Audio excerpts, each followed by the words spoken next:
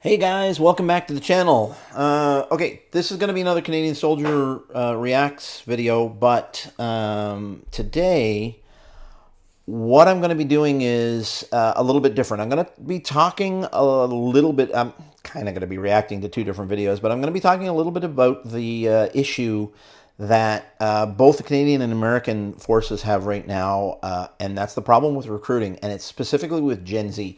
Gen Z is the target demographic for military recruiting, or the main target demographic for military recruiting right now. So it's important that we get our young people involved in the military, and it's important, and Gen Z is really that demographic of young people right now. So we're going to watch the introduction to two videos quickly here, and we'll talk a little bit about it.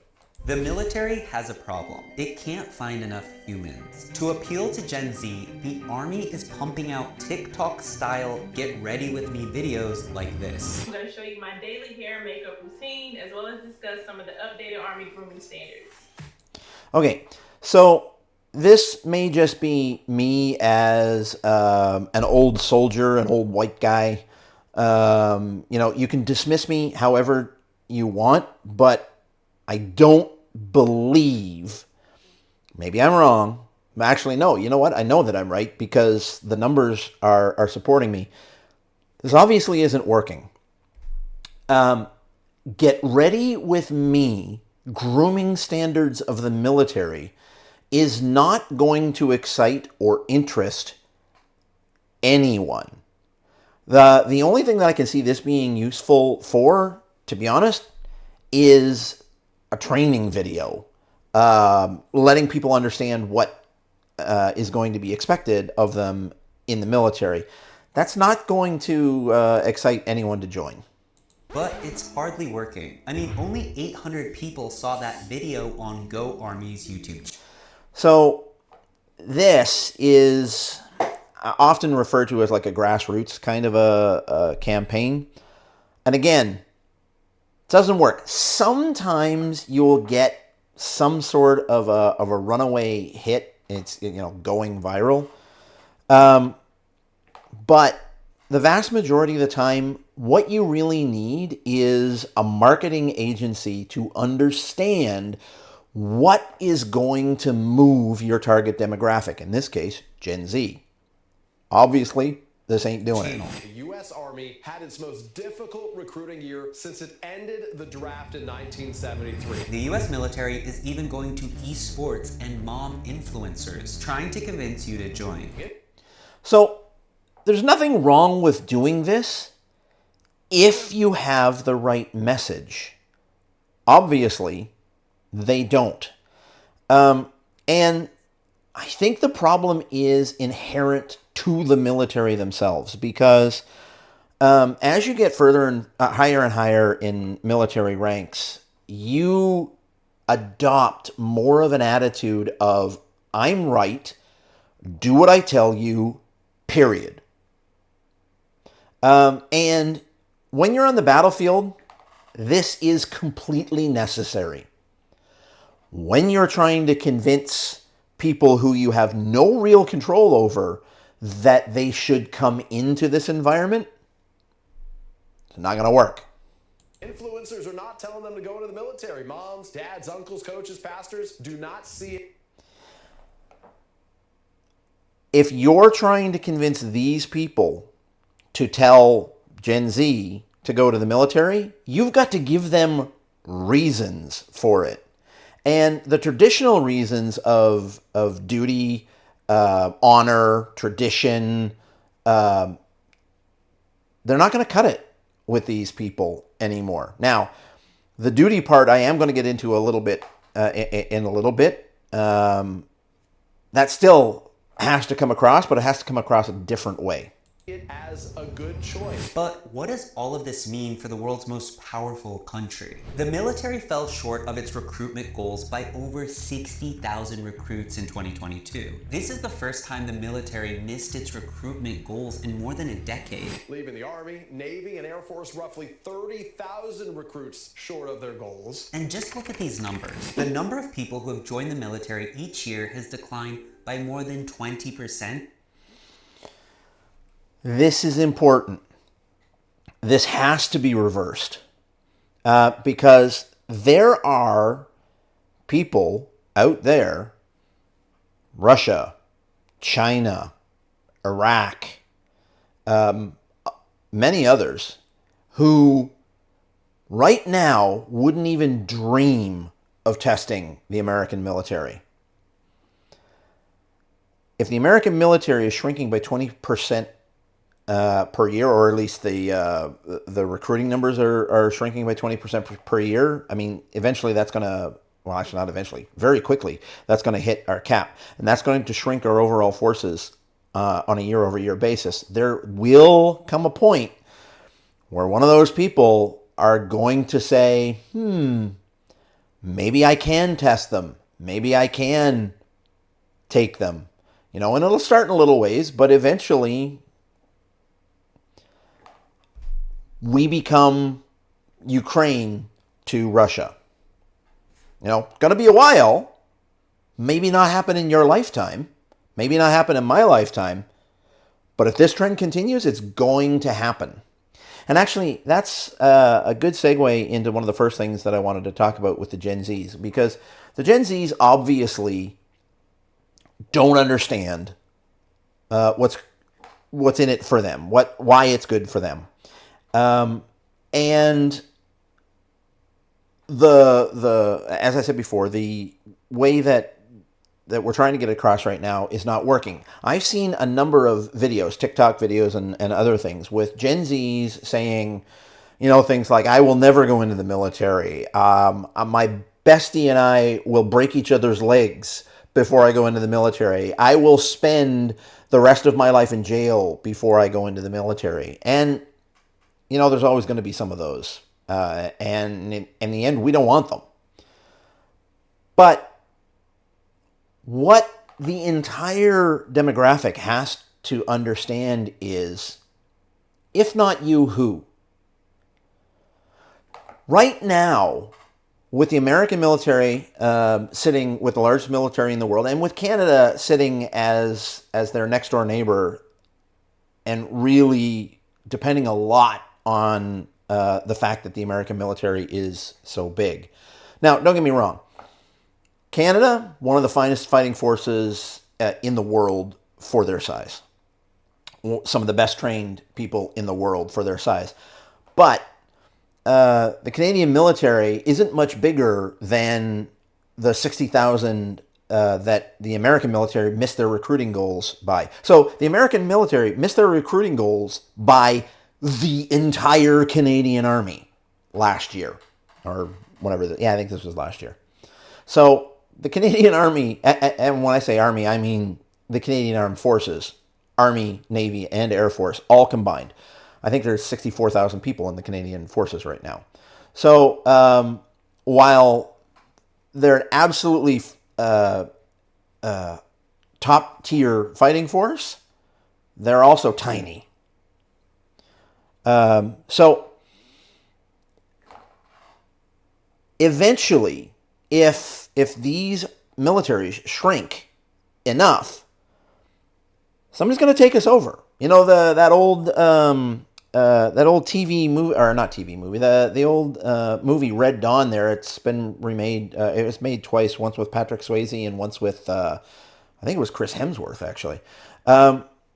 Something like that will eventually come to happen, and Gen Z has to understand that somebody has to fight for our country. Now, let me switch over to Canada here for a quick second.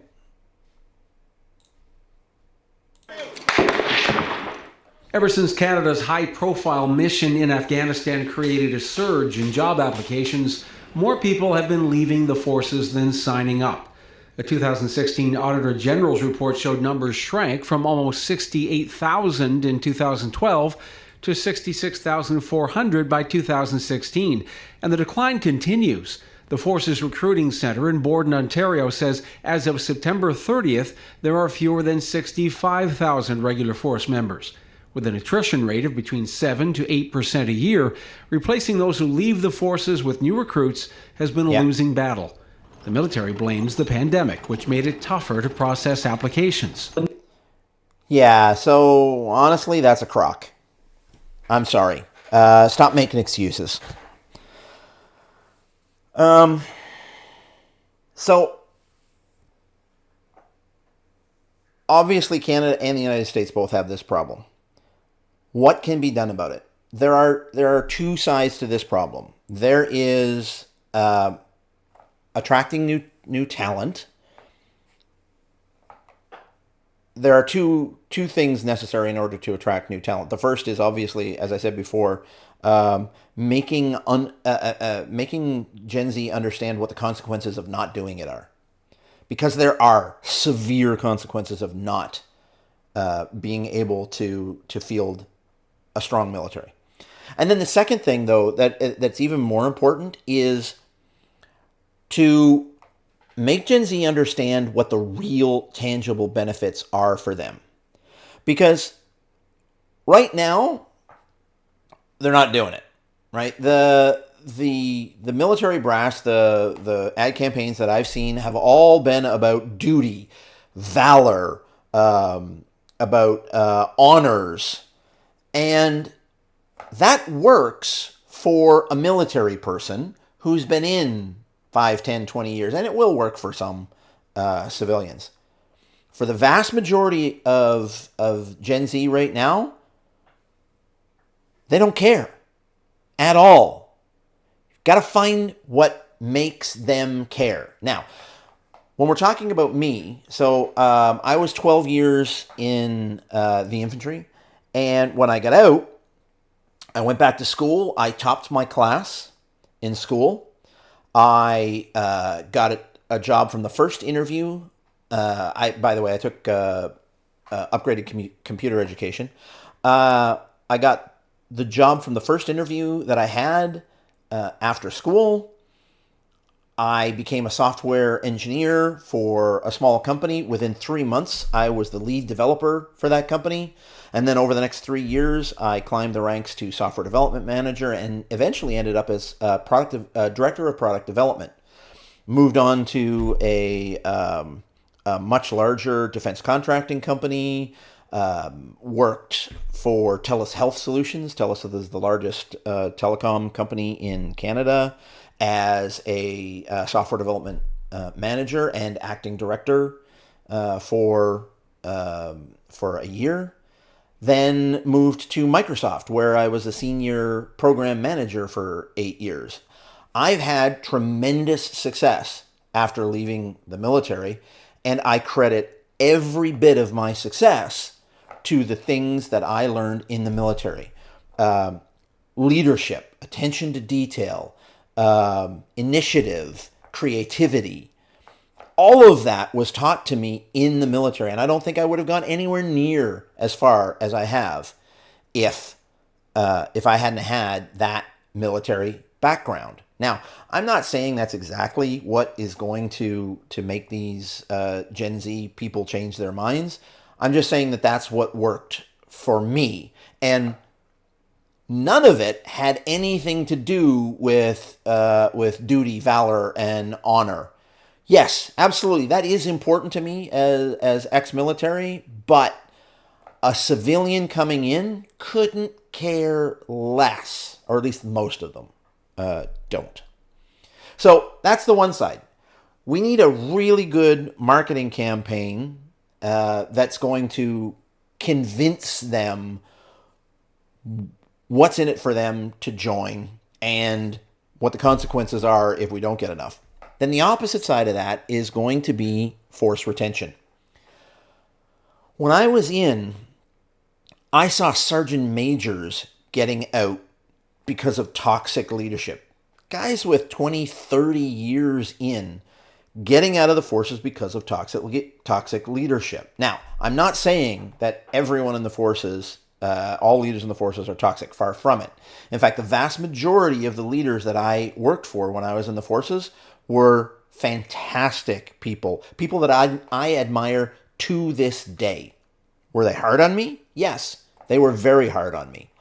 But they taught me things, and they were fair with me.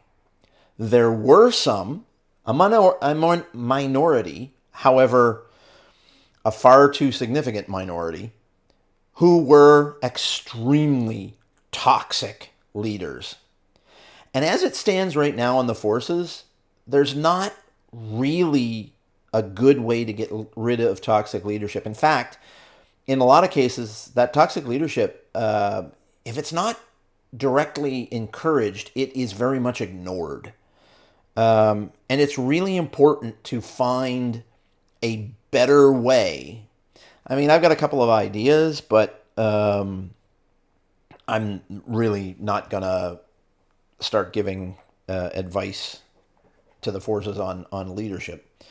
The one thing that I will say is that in the civilian world, I read a book on leadership in the civilian world, specifically in software development management when I was coming up through, and there's a line that always stood out to me. It said, if you're a leader and you have someone reporting to you who is toxic, if you do not sort them out, if you do not get rid of them or fix them, eventually somebody else is going to fix you. And that's important. That does happen in the civilian world, but it almost never happens in the military world. Far too many toxic leaders are allowed to stay in their positions and cause force good people out because of it. But again, the vast majority of the leaders that I worked for and that I saw were extremely good leaders that I still admire to this day. So that's really what I wanted to talk about. Thanks for listening to my rant today. Right, two sides to this equation, right? Get much better at convincing Gen Z why it's important to them to get in. And really, if you want to use the influencers, you need to convince the influencers why it's important to Gen Z, so the influencers will convince Gen Z. And then force retention. Really start giving your people much better incentives to stay. The vast majority of them are going, if they've got good leadership, I'll be honest with you, or at least in my experience, vast majority of them, if they've got good leadership, they're going to stay. More money is always good, right? But what you can't do, what you should not do, is lower standards. Do not lower standards. In fact, I'll be honest, raise standards. Raise the physical standards, raise the dress and deportment standards, raise the grooming standards, because all of that is important when you get into a field situation, a combat situation. And yes, even so much as grooming standards, they're important when you get into a combat situation, because all of that teaches you the attention to detail, the striving to win. Winning matters, but the striving to be the best, right? Because winning matters. All of that is extremely important. Do not lower those standards. Do not lower the physical standards. Doesn't matter what job that you're in. Yeah, maybe the infantry should be at a superbly high physical standard, where the people sitting behind desks may be at a slightly lower standard, but those people still have to have a basic level of standard, both in physical fitness and in weapons handling and tactics. So that's it. I think I've gone on, ranted long enough. Thanks for listening to me. Please, if you like the video, please leave a like, subscribe, leave a comment if you want to talk about. I anticipate that this is going to be a bit of a controversial video. So if you want to call out something that I said down below, if you want to get into a discussion on how best to attract Gen Z and how best to retain the people that we have, because we can't write off Gen Z. We need Gen Z, right? They're our young people. We have to have them, or the military is not going to survive. All right, so please like, comment, subscribe, and I'll see you on the next one. Thanks, guys.